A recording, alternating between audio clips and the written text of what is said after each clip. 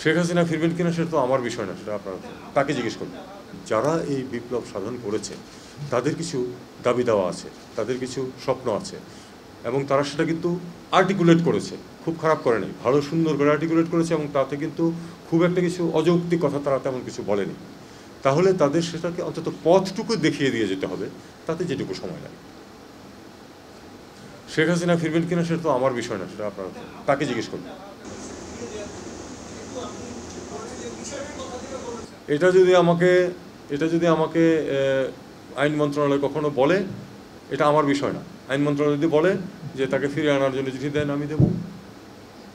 Foreign secretary তখন একটা চিঠি পাঠিয়ে দেবেন।